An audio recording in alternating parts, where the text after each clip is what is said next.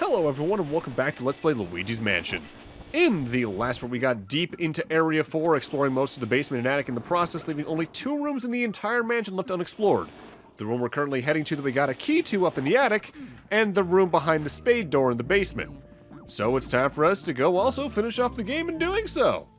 Let's see what lies in our second to last room, and fair warning, I'd recommend saving before going into either of the final rooms for reasons. Just to avoid missing anything effectively.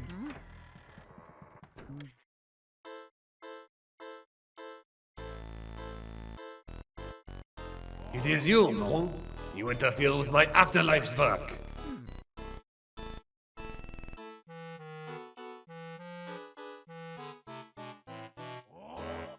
You filthy swine!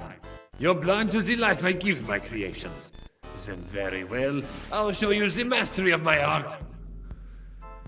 The final ghost we have to capture for the main portrait ghosts is Vincent Van Gore, who the boss fight of is largely just an enemy rush of every single basic ghost variety in the game. 3 of each, I think 5 of each potentially, on the PAL version's Hidden Mansion mode. Just go whole hog, it's pretty easy to go through this pretty quickly. And due to how empty the room is, technically it's also very easy to get Vincent Van Gore down in a single shot and get the big pearl from him. First off, worth noting, Vincent Van Gore's full title is The Starving Artist. Despite failing to sell a single painting in 30 years, this stubborn man refuses to let his art die, which is very literal as we can see. Now notably, for us here in this LP, this is the first time we're hearing of Vincent Van Gore. But that's because I just got incredibly unlucky. There's a random line of dialogue that EGAD can say upon catching a boo that directly shouts him out, and I just never had it show up. He says, and I quote pretty much directly here, "Well done, Luigi, my boy. This time I have a special bit of information for you. You've seen small ghosts other than boos, haven't you? Well, I'm pretty sure they're ghosts free from the paintings of the ghost artist, Van Gore. I had a pass a little trouble the first time I captured him. I know that artists strive to give life to their canvases, but this guy brought ghosts to life every time he picked up a brush." Also, it is surprisingly easy to miss this, but I believe after we capture Vincent Van Gore, any of the ghosts that show up in the mansion that have, like, 0 HP, like the bomb throwers, the guys that poke down from the ceiling and all that, they disappear. The only ones that still technically exist are the ones that have no HP at all, not even like a number, like the bats, the mice, and all that. Because, well, he's the one creating them, so if we take care of the source, then no more of the tiny guys. It is funny to me, though, that we finish off this entire route with the ceiling guys who have no HP, because it almost seems like a joke final round. Now does he grasp the power of my creations? Do you grasp the power of 5 horsepowers in a vacuum? I don't know how much horsepower a vacuum has. I technically don't even know the exact definition of a horsepower now that I think about it. Just never really came up. My creations! But even if I disappear, my work will live on. That is right, n'est-ce pas? Art is eternal! Huh? You say that only one of my creations is left? But this cannot be! Zut alors! And now we can just take out his HP outright, and just, again, due to the large open space in this room, you have a pretty good space just to take him down in one shot, assuming you've mastered the vacuum pretty well at this point. There is a learning curve to doing damage to boss fights like this, but it's still ultimately pretty easy. Okay, so first thing you want to do here, make sure you actually grab this key. If you leave the room, there's chances it could just despawn, apparently. And that opens up the final room down the basement, so we can go tackle the final boss now. But first we got one more boo to get. And now something notable about the last boo. The reward we get for getting all of the boos spawns upon catching the final one. But notably, because you saved before picking it up from the boos, if you want to make sure this reward stays in your save file in case you reset the game or lose power or anything, go and immediately save at a toad after using the boo here to save. It's a little bit annoying. It's super quick considering we're going to be passing by one more than likely anyway, given the toads along the way, but yeah, make sure you do that all the same. And thus our reward for catching the last boo is the second golden diamond. Did you see that boo just give up at the end, Luigi? Your reputation is spreading. Why, yes. Yes, it is. And now we're good to head up to the final boss. But before I do that, I'm going to do what I mentioned I would do last time and basically do a sped up crawl throughout the entire mansion. Why? I want to go into the end game with as much money as I can get. There's some money I've lost just from taking damage, some minor coins have been lost, which isn't that big of a deal, but technically isn't the max score. But I don't think I've ever actively reached the max score in the game. Even though this footage is being sped up pretty quickly, just keep an eye on the totals on the bottom right and you'll see how many coins, dollar bills, or gold bars I find along the way. I want to say there might be technically a perfect score guide on, like, Game Facts, or probably like a speedrun wiki or something.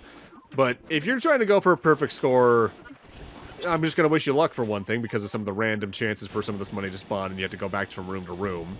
Also, there's this. There's a moldy old journal. Will you read it? Sure. What a hilarious trick I played on Miss Petunia today. She jumped into a bathtub after I filled it with ice from the freezer. She actually started shivering pretty badly, and I felt a bit guilty for a second. But Miss Petunia's made of solid stuff. She took a hot shower and felt like new again. Once she'd warmed up, she wasn't even that mad. Nana.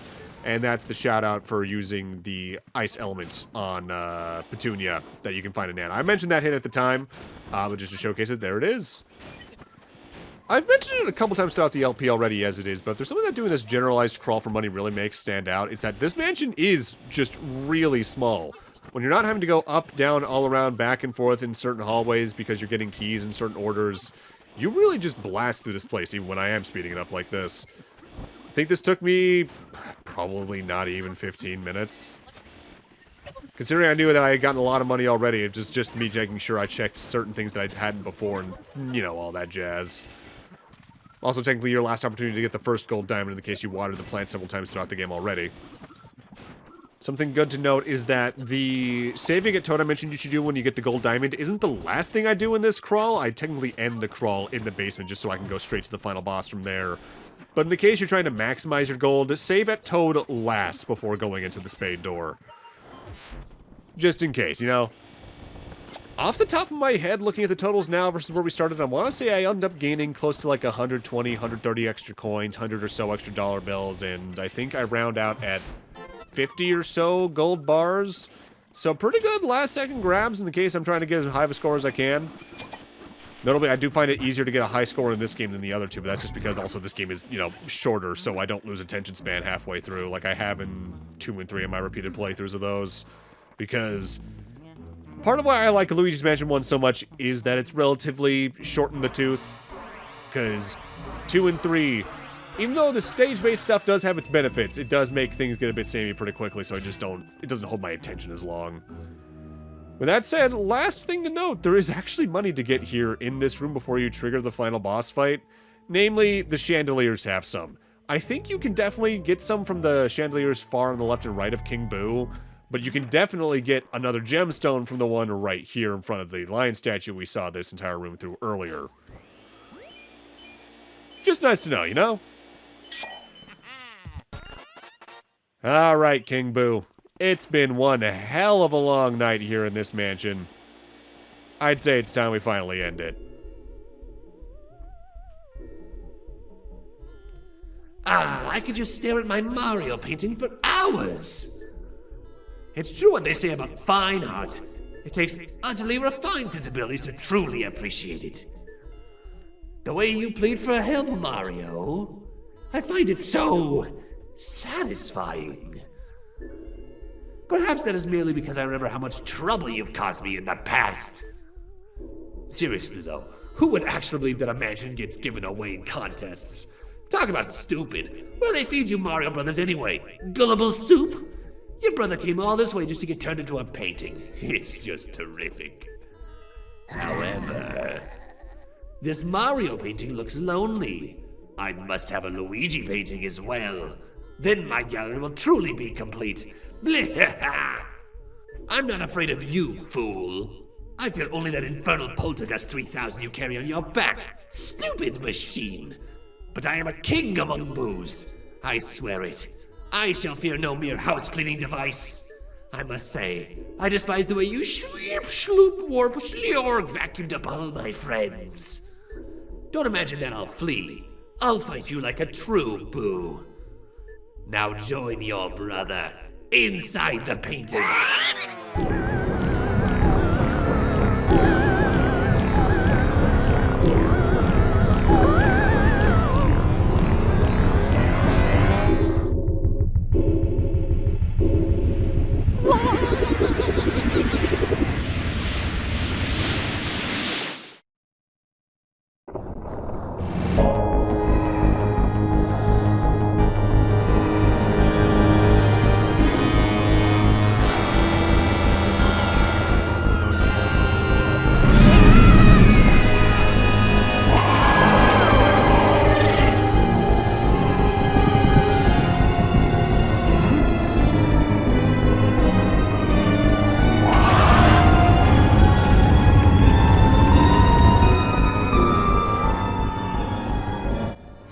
boss is King Boo and Bowser, the dastardly duo. Nothing is known about this mysterious entity. At least that's what they say in the GameCube release. The giant Boo adorned with the crown, it's hard to work on other evil plans involving the other Boos in the 3DS release. Bowser isn't that hard, but he does do a lot of damage, so your low health pool becomes especially relevant here. The main attack you need to look out for is him throwing 3 spike ball mines out at you. You can vacuum one up and then throw it at Bowser's head when he's breathing fire at you to knock his head clean off, which is pupilless when that happens, and then King Boo will fly out. You can then vacuum away at his health like the other Boos, get him down from 500 to 0, and you win. Outside of the spike ball mines and the fire breath, the main attack he gets, he doesn't really start to do until about the latter half of his health, where when his head gets reattached, it'll get put back on backwards. And at that point, he's going to charge kind of back and forth across the area trying to hit you. He does slightly try to home in, but if you kind of just stay close to any of the 2 chimneys in the distance or the door we use to get up to the roof, you can use that as a safe space. Notably, the pillars around the area can get destroyed, and I think some of them do drop hearts when that happens, but some of them also drop poison shrooms, so watch out for that. Like with the other fights in the game by and large, it's not exactly a hard boss fight unless you're trying to specifically get the gold portrait rating, as you have at most like 1 or 2 shots that you can take along the way, and even then it's only certain shots.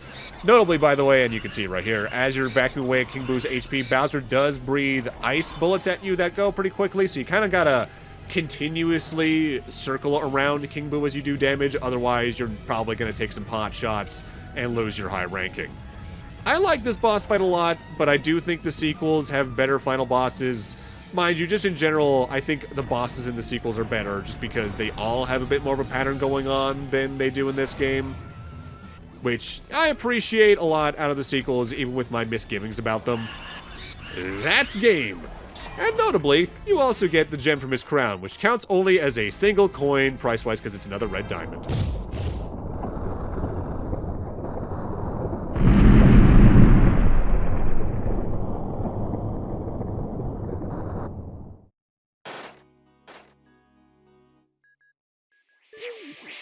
Luigi! Luigi, you did it! Truly remarkable, my boy. I supplied the Poltergust 3000, but you ran with it all the way to the top, sonny. You made me so proud. Get hold of yourself, kid. What's that? You found King Boo? He jumped into a painting of Bowser, you say? He even blew fire at you? Well, well. In all my years of ghost research, I've never heard of such a fantastical tale. And that career spanned 60 years, mind you. I still recall starting out as a young whelp who trembled at the mere thought of a ghost. Trembled, I say. Oh, beg your pardon, this old brain goes recollecting every now and then. I could sit down and fill a week spinning ghost yarns. Why, just last... Right, and, well, anywho. Luigi, grab your brother's painting and bring him back to the lab. Poor little fella's fallen asleep. He must have just collapsed with relief and exhaustion when he saw you arrive. I'll get the machine ready to return your brother to his former state, alrighty? I'll be expecting you both.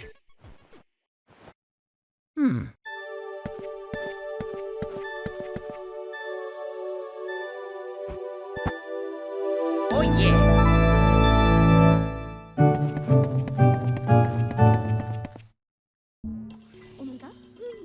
This'll mess with your head. All your hard work lasted only a single night. Well done, Luigi. The mansion those Boos built disappeared into the night. But that treasure seems to be real. I have no interest in such stuff, so go on and keep it all. Use it however you like. Say what? Enough rattling on about the money? I guess we'd better get your brother back then. Of course, your brother's really important, but first we have to take care of these last ghosts. One last ride with the Portrificationizer, what do you say, folks? Area 4 is pretty straightforward, but it is definitely where the Boos really start to weigh on you, especially if you're going for all of them, where you just have so many that are 300, 200 HP that just flee from room to room so quickly. I think the end game of Luigi's Mansion 1 is probably the weakest feeling part, but that also largely comes from me going for 100% basically every playthrough and having played the game as many times as I have over the years. If you don't go for that and you play the game a lot less often, it's not going to weigh on you nearly as much. Largely, the adventure is very well paced. It's only, again, if you're going for 100%, that things will every now and then just feel a little bit odd. Outside of maybe the power outage. That part's just kind of weird to begin with.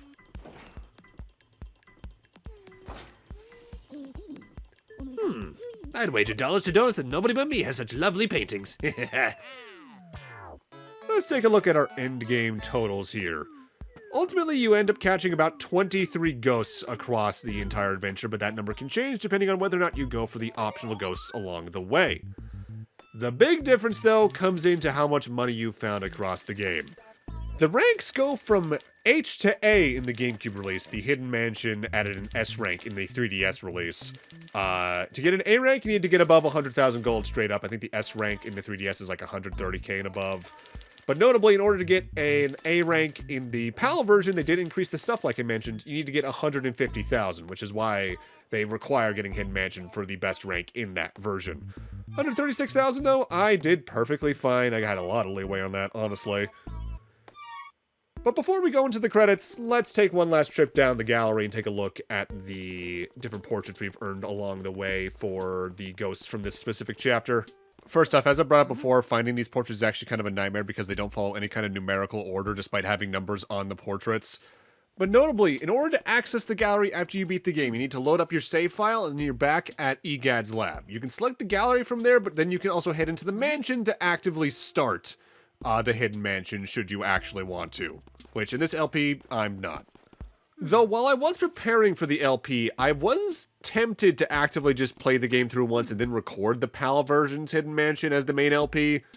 But I ultimately decided against that, largely because this campaign is relevant to all versions of the game, whereas that is only relevant to the 3DS version to an extent and the PAL and Australian versions of the GameCube release. This being the universal playstyle of the first playthrough for all versions means it's technically more relevant. With that said, that's all of the portraits shown across the two releases, so let's actually get over to the credits, why don't we?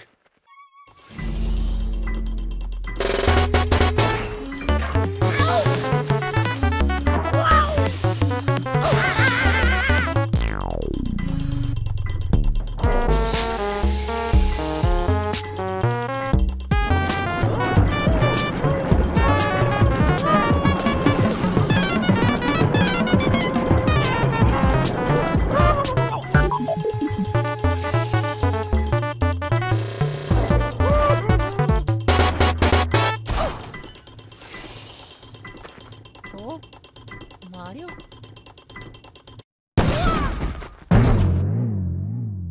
Mamma mia. Oh, oh,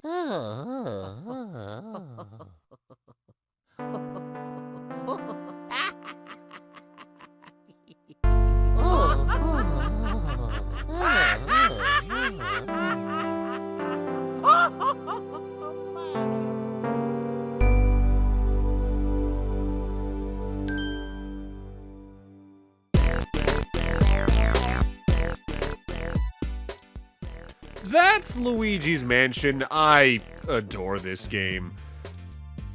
It's short, it's sweet, it's atmospheric as hell, and it is still my favorite of the trilogy. While 2 and 3 definitely make some good steps forward in terms of mechanics to make all the combat feel a little more interesting, I think the stage-based nature of them makes them lose something for my distinct tastes at least. I would love to see if an eventual Luigi's Mansion 4 is a bit more in this spirit when it comes to level design. Honestly, a good way to look at it is actually like, what if Luigi's Mansion but Crow Country? Like some actual puzzles, some navigation and all that, it'd be really neat. But whether or not that actually happens, which I personally doubt, we'll eventually see. I do get why, when I was a kid, people were disappointed in this game because it was a Mario game at the launch of the GameCube that wasn't a platformer, which is kind of a bizarre move, but I kind of appreciate it all the same. And I am glad that people have just kind of warmed up to it as time has passed to the point where we got the 2 sequels and that they were critical successes. Again, I really do look forward to whatever the next game of the series is like. But I think the main reason I prefer this to the others largely is just the feel of it. Like, this feels like it's a Mario attempt at a horror game for younger audiences, rather than a horror-themed game that just happens to star Luigi, which 2 and 3 feel a bit closer to being. There's still some atmosphere and tension in the sequels, don't get me wrong, but especially by the time of 3, it's more like, what if Nintendo made their own version of Scary Godmother, rather than putting Luigi in the middle of a Resident Evil mansion. As I squint and look back, I suppose I can say the game is a little bit bare with what they have you do, because most of the boss fights play the exact same, it's just a matter of finding out how to get the weak point out. But the puzzles that are there for the game's short runtime, I think, work well enough. The character designs are cute, and every single room does at least try to throw something a little bit different at you when it comes to the portrait ghosts. And because the game is already so short, it doesn't really feel bad at all. And so the matter of the ghosts was settled. Professor E. Gadd was so delighted to have all his paintings returned that he used the treasure Luigi had found to build Luigi a new house. And this is where your ranking comes into play. This is the Rank A house. Congratulations, your mansion is complete. Scrolling on screen probably is all the other houses from Rank H up, as well as their 3DS equivalents. And then you get your in-game total. And yeah, I love this game. It's one of my favorite games from this specific generation of hardware, and I'm really glad the series is still going. But with that, I'm going to need to end this off here. Thank you guys for watching. Have a great night. Take care. And I'll see you guys next Let's Play, whatever that may be.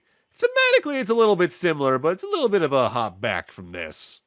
See you guys then.